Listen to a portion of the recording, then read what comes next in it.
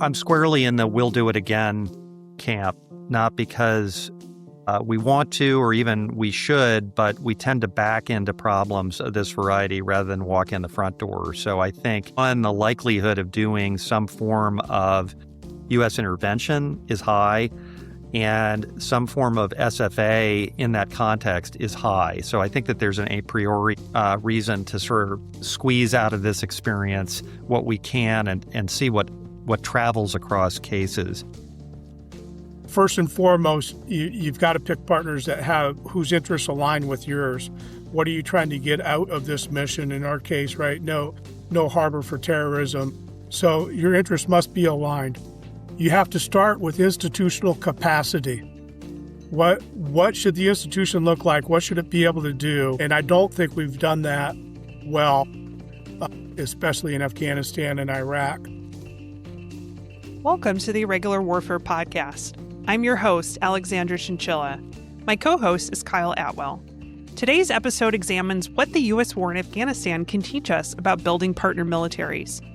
Our guests today are Dr. Colin Jackson, co-chair of the Afghanistan War Commission. He served in a number of roles across academia and policy, and Colonel E.J. Degen, chief of the Military Operations and Security Forces Assistance Team at the Afghanistan War Commission. The Irregular Warfare Podcast is a joint production of the Empirical Studies of Conflict Project at Princeton University and the Modern War Institute at West Point, dedicated to bridging the gap between scholars and practitioners to support the community of irregular warfare professionals. You can find more resources at the Irregular Warfare Initiative website, irregularwarfare.org. Support for the Irregular Warfare Podcast comes from members of the IW community like you, and from Degen, an AI company focused on synthetic environments for training, planning, and decision support. We hope you enjoy today's conversation. Today's conversation examines a core question: what can we learn from evaluating U.S. security force assistance in Afghanistan? And our first guest is Dr. Colin Jackson. Welcome to the show. Well, thank you, Alex and Kyle, for having me. And our next guest is Colonel E.J. Degen. Welcome to the show. Thanks, Kyle and Alex, for having us here today. So, gentlemen, after looking over your bios, I realized you were all, and I think Kyle was also in Afghanistan around 2011 working on this problem, which I thought was a very interesting coincidence there. So could you start by telling us a little bit about your experience in Afghanistan? I had, 4 separate exposures to Afghanistan over the course of the war. The first in 2009 when one of my students at the Naval War College, then Colonel Randy George, asked me to come out and help support his deployment in RC East. Then in 2011, in this year that all three of us were in Afghanistan in different roles together, I was working for General Nicholson, helping him on the policy side when he was the DCOS ops to first General Petraeus and then General Allen.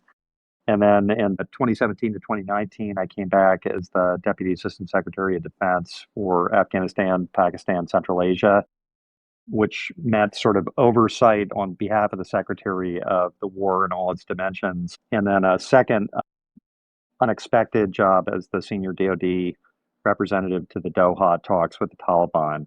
In 2022, again, a surprise, I was asked to be a commissioner on the Afghanistan War Commission. And then since 2022, I've been working along with the team, EJ and others, to try and understand the totality of the Afghanistan experience. So for a topic I never expected to spend any time on, Afghanistan, I've spent a lot of time in serendipitous ways. I think you're not alone. That's true of a huge portion of the U.S. military. And EJ, you also were in Afghanistan around the same time. Yeah, like Colin and many others, I was a victim of circumstance.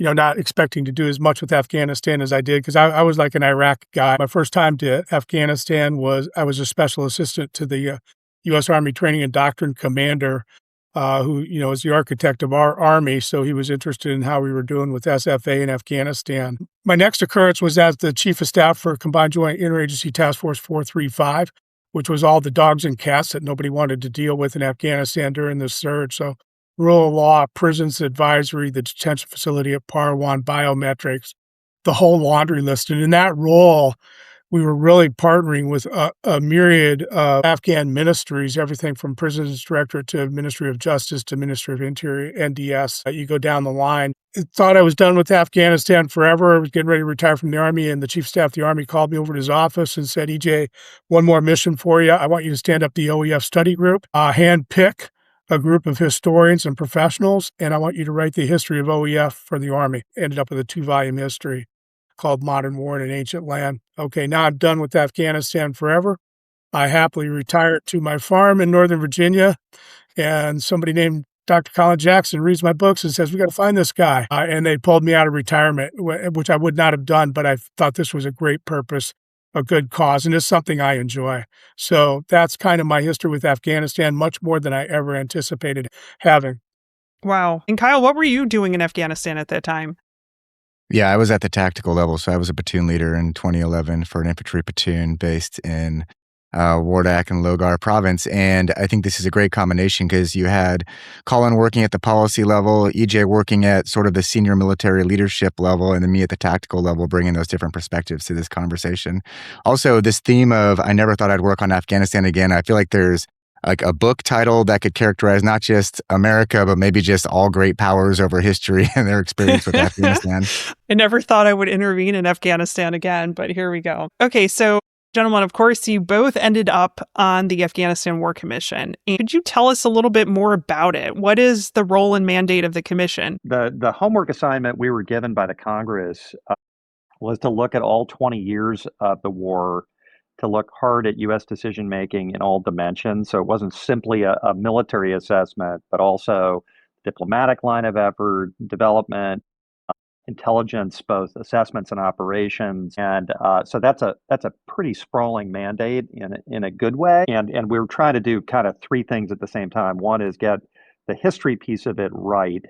Can we get a pretty accurate account based on stuff that we've collected and stuff that's out there already to sort of tell the story of the U.S. intervention over 20 years? Second one, harder, is to come up with lessons or findings that we feel would not only be specific to Afghanistan, but potentially travel to future cases. And the last and hardest, I think, is to say, well, what recommendations would we make as a commission to changes in the structure, process, customs, and practices of the U.S. government? And that's a tough lift, and we haven't landed on the last two parts of this yet as a commission. Yeah, I would just add on to that, Alex, to what Colin said. The fascinating part of this that I don't think's been done before is you can read a lot of great tactical accounts of, hey, no kidding, there I was in Afghanistan alone and unafraid. And the Army, for example, has done a great job of capturing that. I don't know if Kyle was a victim of this, but when you went to the infantry advance course, you had to write an experience paper based on a combat tour. When you went to the Command and General Staff College or SAMS, normally if you had multiple combat tours, you were supposed to aim your monographs and your theses at that point. When I did Modern War, it was very much at the operational level, and I was able to I only delved into the tactical to accentuate a critical point about an operational campaign, design, decision, or whatever. And I only went up to the policy level, the strategy and policy level, if I wanted to illuminate how a policy was good, bad, or indifferent. What this has given us the opportunity to do is start with that policy level and identify those critical policy decisions or diplomatic agreements that were made that would then influence not just the theater in Afghanistan, but also the enemy's reaction, whether that enemy be the Taliban or Haqqani, or education, poor agriculture, poor governance. I consider those part of the enemy, right, that we were fighting down there. So that is a really monumental task. It's difficult to kind of find the ligaments that string that together, and it's fun watching the team do that. Yeah, EJ, I'm glad that you have such confidence in me that you think I did my homework assignments at each of my PME and contributed something of substance there. But if I'm correct, was there an Iraq commission as well that did something similar? And are you guys taking lessons from how that went, or is this completely distinct in how you guys are approaching it? It is actually not the case. We did not have an Iraq commission, and we didn't have a Vietnam commission per se, right? So we're really seized with the sense that we've been given both a hard homework assignment and a really unique opportunity to do a clinical assessment and retrospective of what went on in the war. I was going to say, just on that note, the Army did do Operation Iraqi Freedom Study Group, and they had kind of a quiet publication of a pretty large volume that's got a lot of good data in there. But as far as commission work, I was here on the team probably for about 2 months.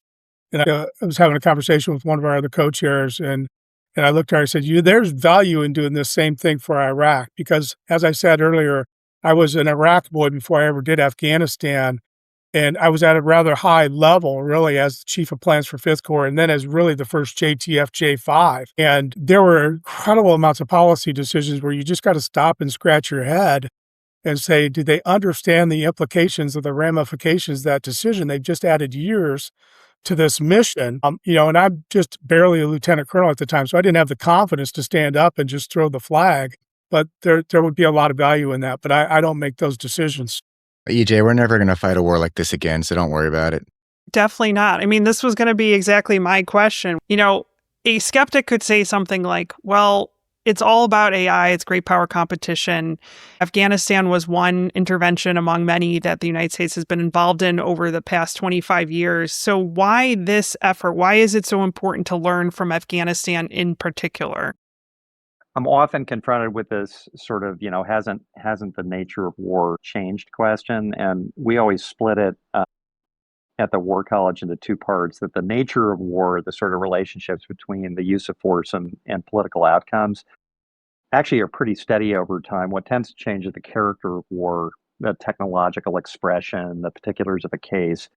But the sense is the things that were hard in Afghanistan, the things that are hard in Iran right now are only in part technological issues and are in large measure classic strategy problems of how do you relate the engagement to the purpose of the war. So I'm certainly in the camp that thinks that a lot of the things we can observe and try to distill on Afghanistan may have legs in future U.S. interventions.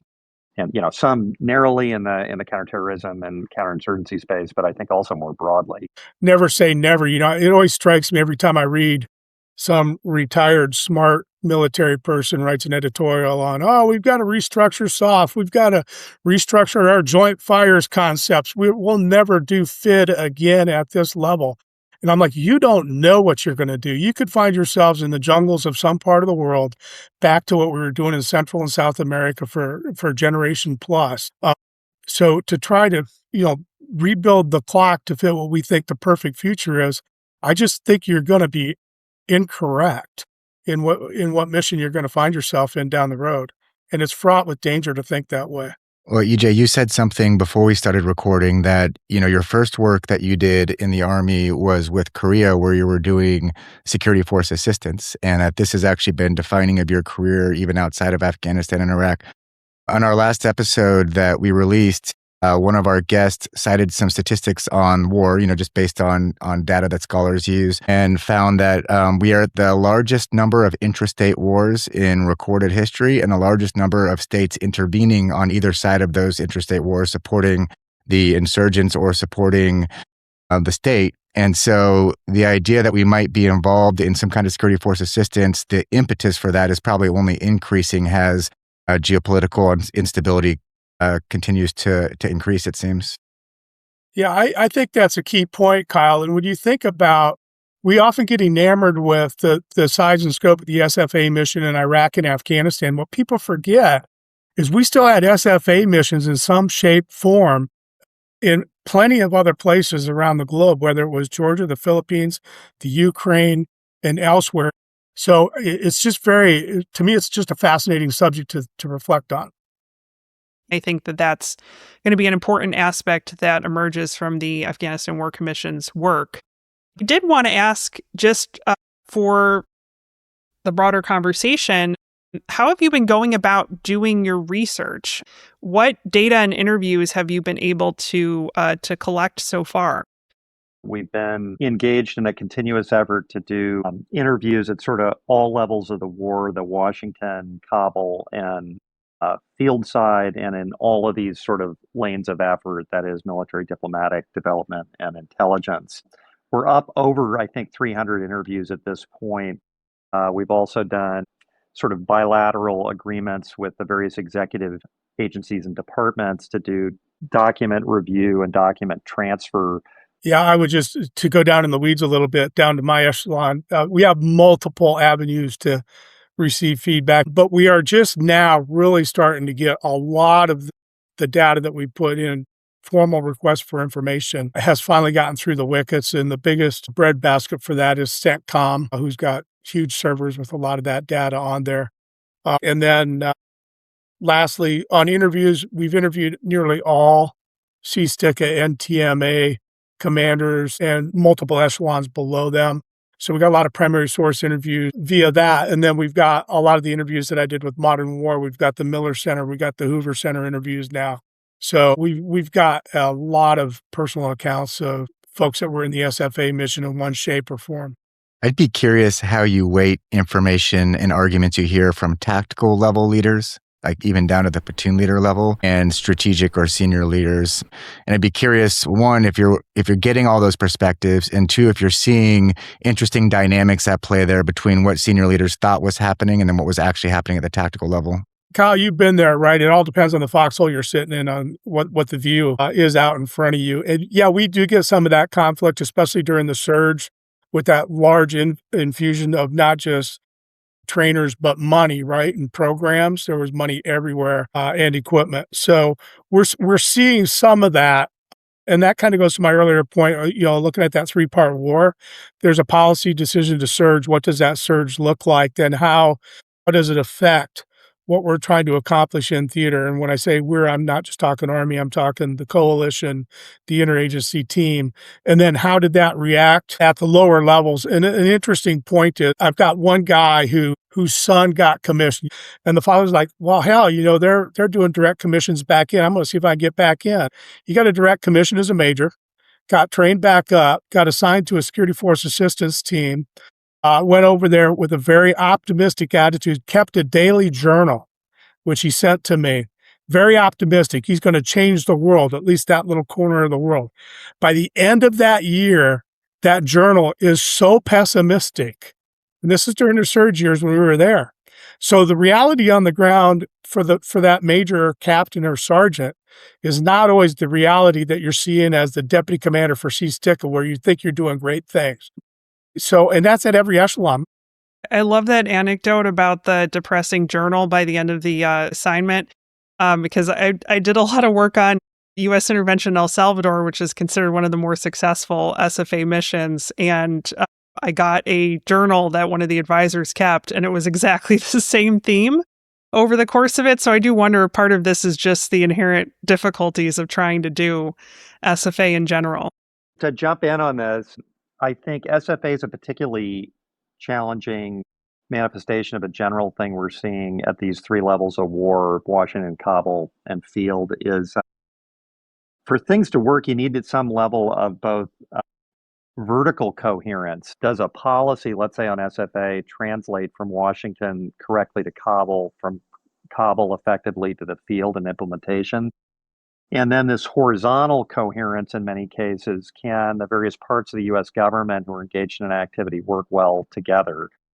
That's a pretty demanding test in practice, and there are a lot of ways in which gaps can open up, either in this vertical coherence or this horizontal coherence, to create these like pockets where an individual advisor says, boy, I hear the things coming out of Kabul headquarters from CSTICA or whatever, but that bears no resemblance to what I'm doing on a daily basis. And I'm sure that the gaps that we observed, I individually observed in the transition process in 2011 at the end of the surge, the sort of incomprehension or illegibility of what we were doing in transitioning from a U.S.-led role into an SFA-heavy mission between the White House advisors, some of whom were military veterans sitting in Washington, and the command just in Kabul.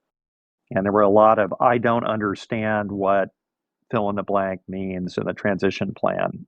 So I think this problem of vertical and horizontal coherence bedevils many of the efforts, not just SFA, but this is a particularly acute case where I think the gaps appear to be larger, even between Kabul and the field, than they are in some of the other aspects of the war. That's fascinating to hear that, especially because it's my understanding that the security force assistance effort was really central to overall U.S. strategy in Afghanistan. Would you agree with that? Why was SFA important in this case? So I think one thing that we hear repeatedly from various people we talk to is obviously SFA was our exit strategy. That is, the only way we were going to stop doing it ourselves was to hand it over to partners who were sufficiently capable. I hear that, and I heard that at the time, but in my personal experience, I would say sometimes it rang a little hollow. I think at the peak period of U.S. involvement, where Kyle and EJ and I were present on the ground, there was such a surfeit of U.S. capability and such a strong preference among U.S. military for working with Americans over working with Afghans, because it's harder, as Kyle has pointed out in his own academic work, that we would say all the right things in many cases early in the intervention about SFA being central, but in reality, the default was to unilateral if we could, partnered if we must, and least likely to employ Afghans until we were in a situation where we had far fewer U.S. resources and therefore had to do it. So I think there is also this gap between nominal statements about the centrality of SFA, particularly early in the case and through the surge period, and I think a later recognition by U.S. leaders when they didn't have U.S. resources. Oh my God, this has to be the centerpiece of the thing, and now we've got to get serious about this in different ways. I'll react real quick. I think the horizontal coherence is pretty well established. The whole of government is critiqued frequently. You remove the W and it's actually the whole of government in Afghanistan. The vertical, though, I'm not sure I've seen as much. I think we just assume that the chain of command is coherent and a general says something and that's what the troops get after. So I think that's interesting and worth exploring more, not necessarily here, but just in general as how the military operates. And, one of my questions was, I frequently heard when I was there during the surge at the tactical level that we were fighting to buy time to build the Afghan military. So I think it's really interesting that you've observed some potential inconsistencies in that logic of whether, did we say it and mean it? Or did we say it and mean it, but actually it didn't execute out due to bureaucratic politics or preferences or whatever? That's really interesting observation. I remember a personal conversation just after the announcement that we would be withdrawing the surge forces. So this is in the summer of 2011 in Kabul. I was talking with one of the IJC Corps commander level planners and one of the leaders in there. And I asked what I thought was a simple-minded question, which is, okay, if we're going to lose 66,000 guys in the next year in terms of U.S. troop strength, what's the plan for a combined scheme of maneuver with Afghan security forces and U.S. security forces? The blank look I got on the sort of combined, like, how's the ANSF going to work side by side or with U.S. forces in the maneuver space or in battle space owner stuff was quite telling. There is an SFA component, though, to U.S. intervention in Afghanistan well before 2014, right? Yeah, I wanted to go back to that origin, Alex, because I think that is a critical point of this whole story. I told myself I'm not going to quote Clausewitz here, so I'll quote, Nutty Professor Nye, security is like oxygen. You don't realize how important it is until you don't have it. I always love that quote. And if you don't go into an operation understanding or visualizing what the environment's going to look like after, do you want a secure environment? If you do, how are you going to gain that? And you have to have some type of plan to get to that point. And I'm not going to take a crack at Afghanistan because the emotional response of watching the towers burn and our brothers and sisters jumping out of windows, I mean, that still moves me every time I think about that. Once Kabul falls and, the Bonn Conference is coming out with a future plan for Afghanistan for developing governance and standing up an Afghan government. And what is the first thing the Turks and the Brits do? They start standing up and training Afghan army battalions. And I would say, okay, to what standard, to what model, to what purpose were those forces built? If you don't understand the purpose of the force being built, I would argue you don't know if you're building the proper force. And then we come in with guys like Kyle and we do what SOF is really good at, FID at a small scale, FID at scale. Best in the world at it. Well, the mission's getting too big for them, and I'm not going to get into stand up OCPA or whatever it was called, the early Security Force Assistance Headquarters. And then we take a partial brigade from the 10th Mountain Division with then Colonel Mark Milley and say, go build security forces.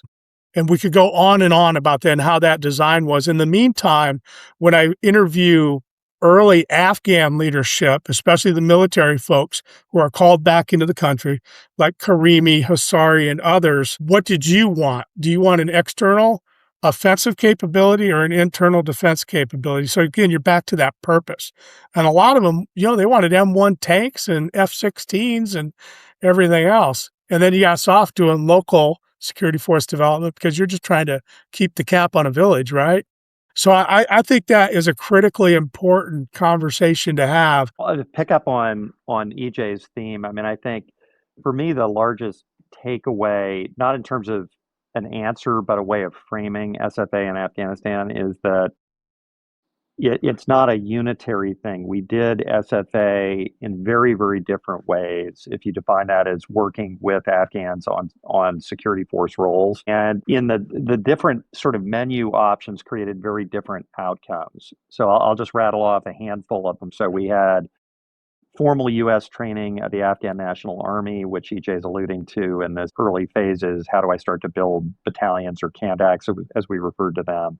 We had a ministerial effort to create a Ministry of Defense that was functioning and an analogous thing to sort of our Department of Defense. We had Afghan National Police training, which was initially carried out by the Germans under lead nation approach. Then it was transferred over to the Department of State, working through a contractor. We had the special forces. We had commando units being trained, advised, and assisted by U.S. Special Forces units. We had Afghan Special Forces. We had Tier 1 Afghan counterterrorism forces like Tejas. We had special police units trained by different elements of the coalition. We had border police. We had ANCOP, Afghanistan National Civil Order Police, that were like a European-style paramilitary thing. But my whole point is, we didn't do this thing one way, and that it either succeeded in some respects and failed in others. We were doing a multiplicity of different models. Oh, I admitted Afghan local police at the end, where we go very light and are attempting to do essentially self-defense forces along the lines of similar efforts in Vietnam long ago in the CIDG program. So we explored the whole menu. And to me, what ideally we come out of the commission's work and similar academic work with is a sense of, if you were to enter a future conflict, what should a U.S. policymaker know about that menu and the pluses and minuses of different ways of doing this? And in that sense, there's a real gold mine in the Afghanistan case, because it's not one SFA, it's a multiplicity of approaches. Yeah, and what questions should they be asking? You're both reminding me of a common critique of the effort in Afghanistan and Iraq, which is this idea of mirror imaging. And, one of my questions is were there intentional discussions about what the end product should be? EJ suggested that there was, or maybe was not to a certain degree. And then Colin, you're saying there's a lot of different forces, but at the national level, not just thinking about the size of the force, but were we deliberately considering the sustainability of what we were building? And looking at the surge years, the cost of the Afghan army was about 50% being paid for by Americans of what the Afghan GDP was, which, leads to concerns about how sustainable is this once Americans leave? Or were we deliberately considering, what this would look like once Americans left as far as a sustainable force? So I think there was a recognition that, as you say, the cost of maintaining a really large Afghan military, and at the peak, our aim point was 352,000 Afghan security forces, far exceeded the realistic ability of the Afghans to pay for it themselves. If there's a snapshot from the surge era, it's what do you do when resources are abundant on the U.S. side? And the answer is, you build something much larger than the client can reasonably sustain. And by the end of the war, you're trying to shave it down and say, okay, how many, number one, Americans do I need? And two, how small a dollar cost can I get to in terms of support for Afghan security forces? And this pinch came not equally, but again, in very specific ways in the Afghan case. So my personal familiarity is with Afghan Air Force construction efforts. Under the COM in 2017 to 2018, General Nicholson advocated an expansion of Afghan special forces, particularly commando units. He wanted to double the size of the commandos. and he wanted to triple the size of the Afghan Air Force. And this was primarily with helicopters for air mobile operations, and then also a relatively modest strike capability. As a senior defense official, I walked in, I was getting one of my initial briefings, and somebody said, oh yeah, and the contract labor support CLS bill for the 60 helicopter buy alone, 159 aircraft, would be somewhere between $1 and $2 billion a year in perpetuity. And the Afghan GDP was about 12 billion, I believe. Correct. And it literally takes your breath away, and you're like, how is this sustainable? How is this affordable? Maybe it's a better word for the Afghans, or affordable for us. Yeah, and I would elaborate that when you get down to the design issue, it's about functionality and what functions that we can realistically expect the Afghans to, one, execute, two, maintain over the long term with what I would argue are still pretty weak institutional organizations at the ministerial level in Afghanistan. So just to recap, we had a large U.S. combat presence in Afghanistan in this earlier period, this conflict between building a actually fairly substantial Afghan military with a lot of capabilities that might be difficult for the Afghans to sustain. And this was happening at the same time. So there's a lot going on. And what I think I find really interesting about the Afghanistan War Commission's work is that you're in a unique perspective to step back and look at this from a whole of government perspective to really understand the different components of U.S. security force assistance in Afghanistan. So I'm interested in your initial takes, or the internal theories that you're thinking about why this effort ultimately failed to build an Afghan military that could function without the United States. What happened? So this is the big question, and I often broaden it when we're talking to interview subjects. I say, hey, look, we did two nearly simultaneous or overlapping large SFA missions, one in Iraq and one in Afghanistan, and both, when tested, collapsed when we were not present. So that's got to at least give us a sort of a wake-up call as to our need to either revisit the way we assess how good those forces are, or a way to maintain them without us being present, or is the big takeaway that we can't leave in full? And the way I describe this increasingly is like, what's the appropriate aim point? What's the appropriate expectation for the patron of how far a client military or security service will get? Is it true independence, which I think was the expectation when we left Iraq the first time and when we left Afghanistan? Or is it this term that I used to chuckle about, which was independent with advisors, was the moniker that was frequently attached to Afghan security forces. And I thought that was kind of cop-out. But the more I think about it, back to EJ's experience in Korea, I mean, you could describe the Republic of Korea Army as one of the most developed armies in East Asia, super capable, technologically advanced, all that kind of stuff. But in a sense, there is a sort of an advise assist role still going on in Korea with that modern military. And the question is, are we kidding ourselves at some level to think that we do this SFA sort of terraforming and then we go back to our home planet and magically there's a self-standing military? Is it there's some element of the realization that we're going to be in an advise assist role, maybe a very modest one, maybe as modest as what we saw, let's say, in the El Salvador intervention. But there are two different ways of thinking about it. And I often got the sense in Washington that everyone wanted true independence. When am I done with this problem? When are the locals going to deal with it on their own? And a confrontation with the reality of, well, full disentanglement or full separation may actually compromise the project as a whole. Also, it's just not clear to me that SFA was building an Afghan force that could be independent. It seems like that might have been a stated goal, but all the SFA efforts were essentially designing an Afghan military that was going to be like plug and play with the U.S. Alex, you're reading my mind. I was going to go into the dependencies discussion because that's where I was, right at that operational level. And constantly, early in my career, it was all about trying to reduce and minimize those dependencies. When can I get that organization to be able to operate somewhat on their own with Overwatch When can I put them out on a mission and let them run? And I think you constantly have to figure out how to, one, when you build with the least amount of dependencies you can. And that's probably very difficult to do, because over time, what you have to do is you not only have to build competence, so that's technical, organizational competence, tactical competence. Most importantly, you've got to be able to build confidence in the leadership and the organization that it can succeed on its own. They could be very competent. And I would argue like Colin, the Republican Korean Army is extremely competent. Even in my later years with them, I was still trying to instill the confidence at the 3-star level and below. And myself and the Air Force commander used to travel the peninsula and do professional development sessions with these folks on joint fires. You got the senior Army guy, the senior Air Force guy, and we were locked at the hip. And that was about giving them the confidence to be able to execute this mission on their own.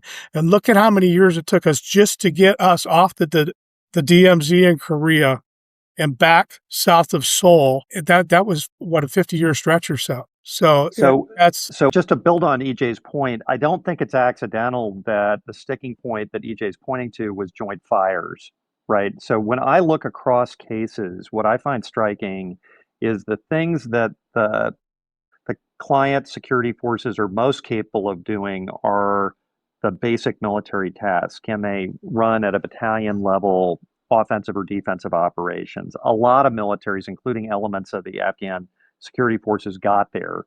The places that the plug and play appears to be really hard to remove, the Jenga block is hard to remove, is fires, particularly air support and the coordination of air support, intelligence, surveillance, reconnaissance, that is, the types of things we've become accustomed to having. And the third one is logistics. And if you look at the South Vietnamese Army and where it fell apart between 73 and 75, it was on those three dimensions. And they had a precursor crisis in 72 where the removal of just the joint fires piece of it almost unhinged their defensive campaign in 1972. And when we reinserted the Jenga block of U.S. advisors plus air power plus air coordination, all these things that seem very arcane, all of a sudden those ground forces are capable of doing what they need to do without U.S. troops in the front line.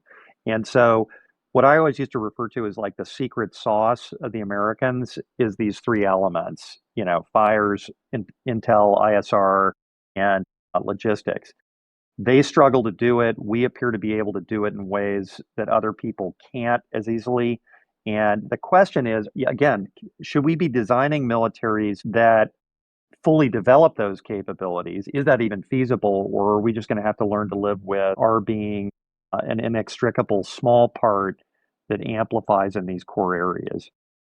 I have to follow up on that and say that I'm just not sure. Again, the Afghan military is fighting the Taliban. Do you actually have to be able to do these three components that you talked about, Colin, to be able to fight better than them?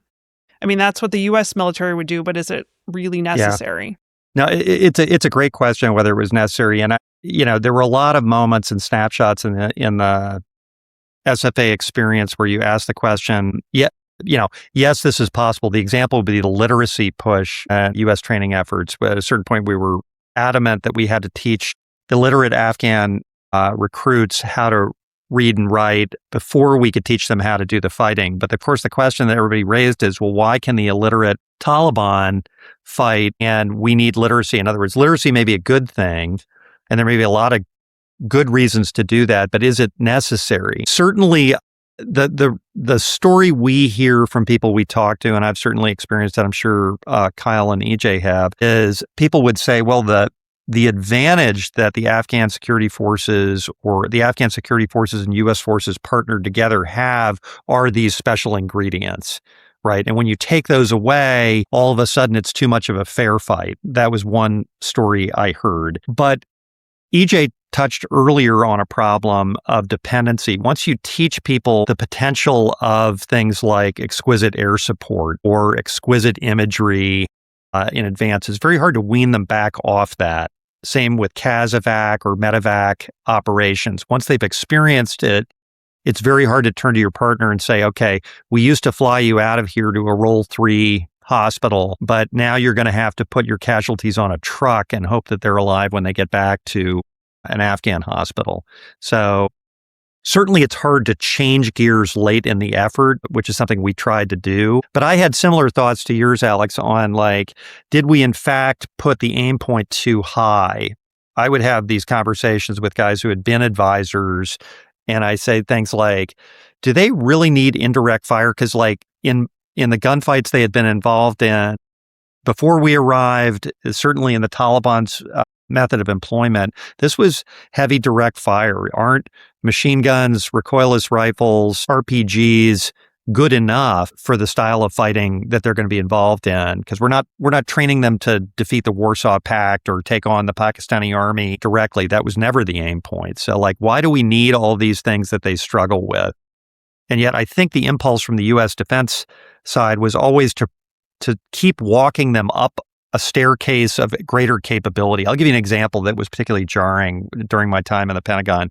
We had a great program with the A-29 Super Tucano, turboprop aircraft, very cheap to operate, $1,000 a flight hour compared with a US F-16 of $35,000 a flight hour. I mean, this thing is just unbelievable. Glass cockpit, high levels of accuracy, can deliver dumb munitions with high levels of accuracy.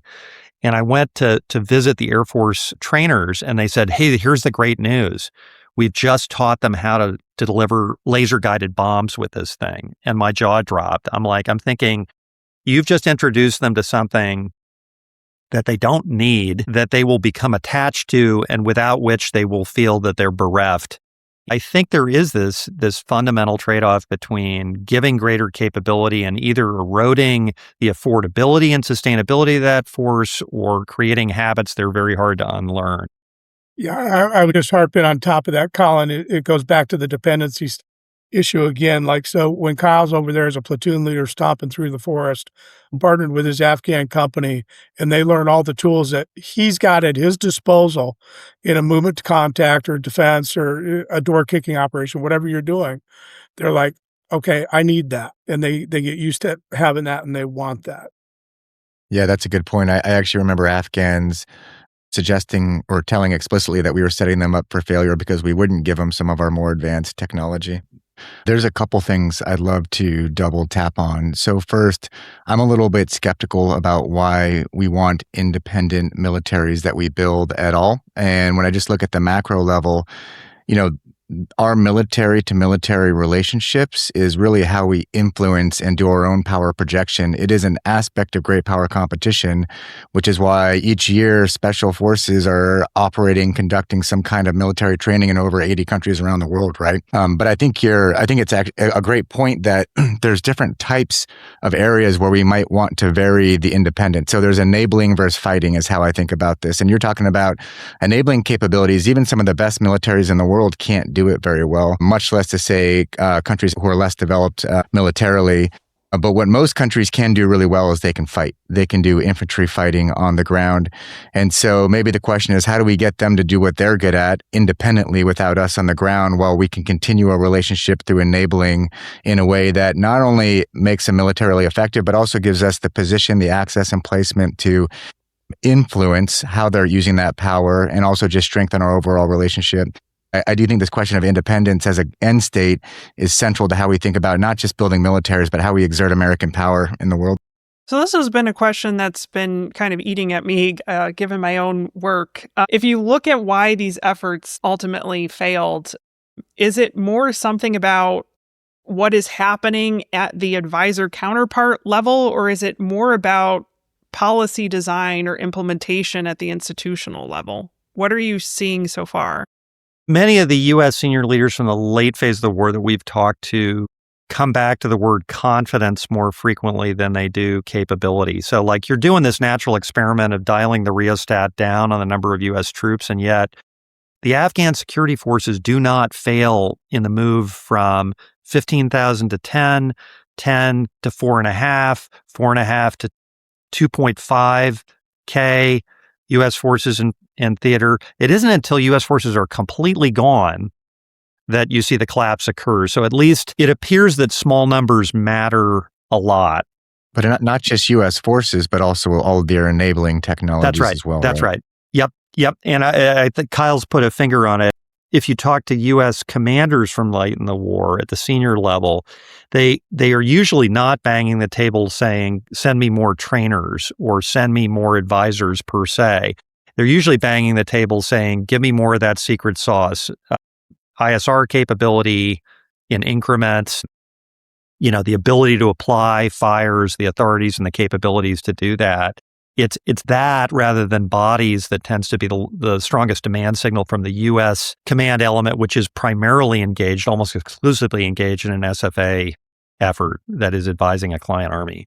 Which is fascinating because that's something, back to our dependency conversation, that ultimately is dependent on U.S. presence, right? So your options are either build something that is small and sustainable that requires that continued U.S. enabling support, and that's sort of in tension with try to build all those capabilities so the Afghans can do that without a U.S. presence. Alex, the more I reflect on it, especially looking at Afghanistan, the more I believe that you got to kind of dissect the frog here and look at the tenets required for competent and confident units that can operate from the smallest level to the institutional level. And by dissect that, I mean, let's just take leadership, for example. We often talk in our military how we've got the greatest NCO corps in the world, and that's what empowers our military. You don't have a non-commissioned officer in 6 months. You have a competent non-commissioned officer in years because it's all based on experience. I have a competent field grade officer because of their years of training, experience, and education and School of Hard Knocks. If you take Afghanistan, let's just say at the highest levels of leadership, you can identify corps and brigade after corps and brigade where they have a serious leadership failure, especially in the later years when we just think like President Ghani's relieving people left and right. Well, there's probably good reasons while he was doing that. And you look at the generations of leadership, we start out with Mujahideen generals, and that's not satisfactory because we can't kind of like get them inside the cocoon of what we're trying to do. And then you got the Moscow generals, the old communist leadership that all went to staff colleges in Moscow or wherever they go to. And then we have the American generals, the Al-Azais, the Sami Sadats, and the folks of that nature towards the end that are carrying the heavy load. So just the leadership study is fascinating to me. And we can't obviously do that with the breadth of our study. But it's one thing that we constantly look at. Why did we go through these 3 echelons of leadership? And I clearly saw it at the operational level, where I've got some old Moscow-trained general who's just there smoking cigarettes and taking up space and not doing anything to help move my mission forward. So we've been talking a lot about what went wrong with SFA in Afghanistan, but did you find that there were some things about SFA that went right? Colin, you were talking about how there's actually many different kinds of SFA by different implementers across time. So did you see any success stories that we could potentially learn from? Yeah, so there were clearly pockets of success, dramatic success across the Afghan security forces. It was hard not to be astounded by the level of competence at the tactical level that was being exercised by units like the special police units, referred to as the triples, 222, 333. These were advised forces that were held by the Ministry of Interior, but did counterterrorism raiding type operations. These guys were tremendously professional. It's a testament to the successes of in some cases, New Zealand and Australian advisors on one case and British, I believe, on the other. We also had some Scandinavians training one of those units. So that's an example of a pocket of success. The very high-end U.S. trained forces, Katejas, that was the highest level counterterrorism force for the Afghans, performed very, very well in combination with Special Mission Wing, a helicopter unit, trained by us but operated by the Afghans through the conflict. The other piece of it, and the reason for General Nicholson's shift late in the war to trying to radically expand the commando architecture, was a sense that these guys, not unlike, and I'll throw it in the Vietnam analogy, not unlike the Vietnamese Ranger units, these small, relatively modest scale tactical units closely partnered with U.S. advisors did very, very well in hard fighting at the tactical level. And those units did not certainly did not fail. There were arguments that they were overused, but there was a sense that they were quite good. And I heard a lot of sort of paternalistic arguments about what Afghans couldn't do that I was disabused of in observation. Afghans can't learn to fly aircraft. False. Afghan pilots can't learn to use glass cockpits. False.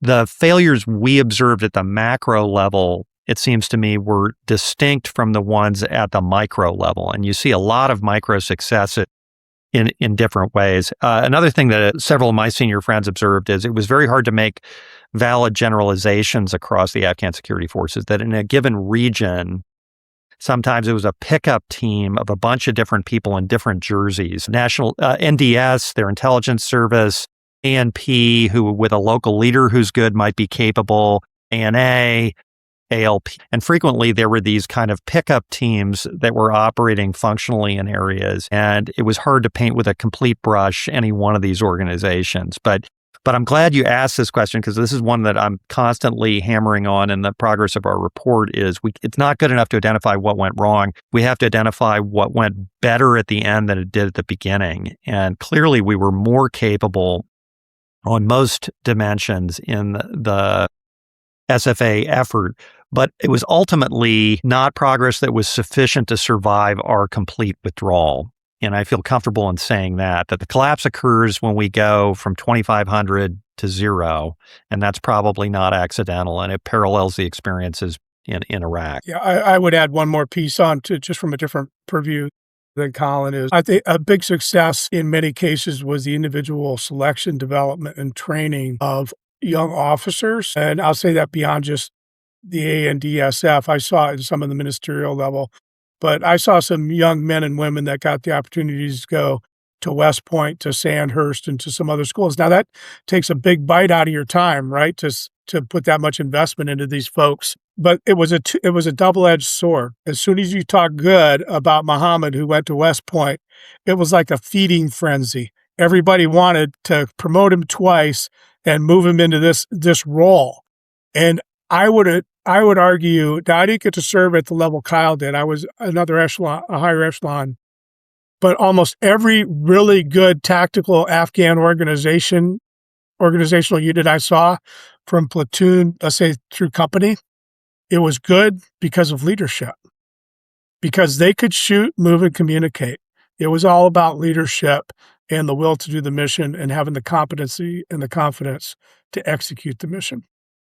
So it sounds like maybe the tactical level of SFA actually wasn't all that bad. It was just about connecting to these sorts of questions that we've been wrestling with about what kind of army do you build, and how do you build institutions that can do the things that the army needs to be able to do without the U.S.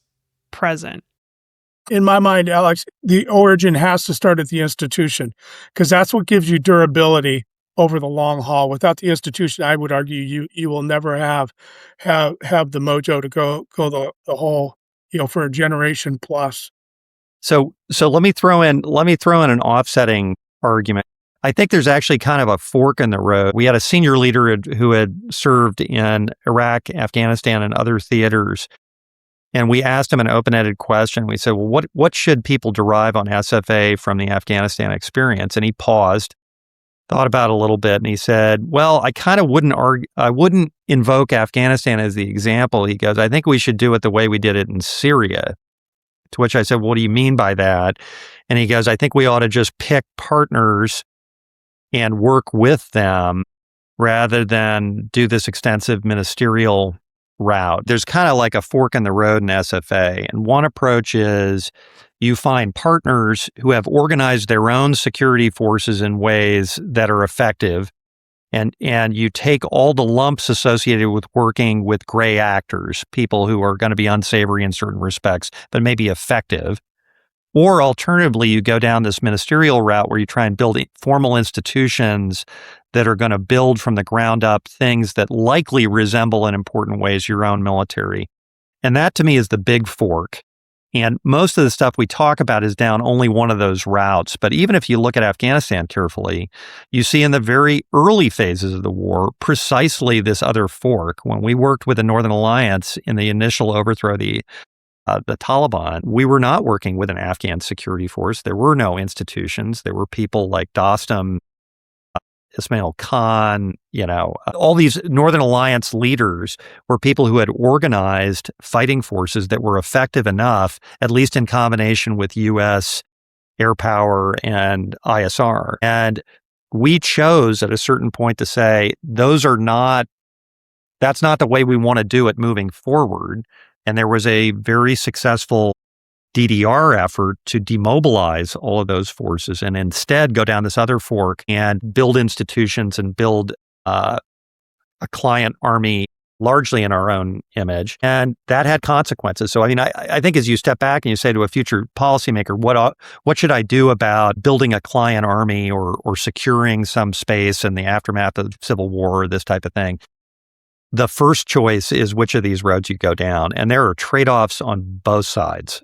Right. There are good reasons you should be uncomfortable working with an actor like Dostum. But on the other hand, there are benefits, both cost benefits, perhaps durability benefits, lesser dependence in some ways on those routes. And to me, that's one of the more intriguing contrasts that emerges from this case. And I think it would be equally present in a future one.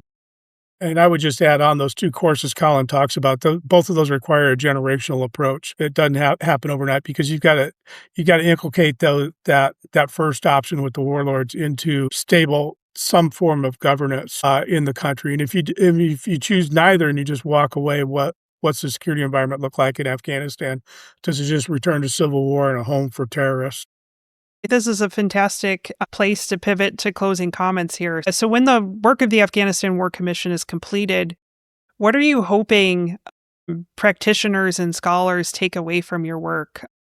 I'm squarely in the we'll do it again camp, not because we want to or even we should, but we tend to back into problems of this variety rather than walk in the front door. So I think, one, the likelihood of doing some form of U.S. intervention is high, and some form of SFA in that context is high. So I think that there's an a priori reason to sort of squeeze out of this experience what we can and see what travels across cases. The second is, I think in the U.S. political context, clearly after the global war on terror, there's a reluctance, an appropriate reluctance to engage in large-scale intervention elsewhere. But the reality is you only got three options in American foreign policy if you care about something. One is to do nothing. The second is to do it yourself. And the third is to try to get locals to do it for you. And to the extent that you don't like options 1 and 2, you're going to end up in option 3. And this is an imperative to understand how to do that, the ways that are effective or ineffective, or at least the trade-off space in which you're operating. I think, again, we experimented with a lot of different ways to do SFA, a lot of different designs for client security forces, and a lot of these potentially carry over to, as yet unknown case X. I would contend that not only will we likely do this again, but we're already doing SFA in dozens of countries around the world, just not to the same scale. And in fact, the idea that we've been doing it for decades in other countries and most Americans don't know about it is maybe an indicator of the way it should be done, which is stay low to go long type of approach. I think you're dead right on this. And I think as much as we focus on the capabilities and capacity part of this, I think the expectations part of it and the public visibility part of it is a dimension of SFA that can't be ignored. The bigger these things and more central they become, the more scrutiny is put on them and the expectations tend to rise. And why aren't we done yet? Yeah, Kyle, I'll just elaborate. You talked about the special forces out there doing all this SFA all over the world.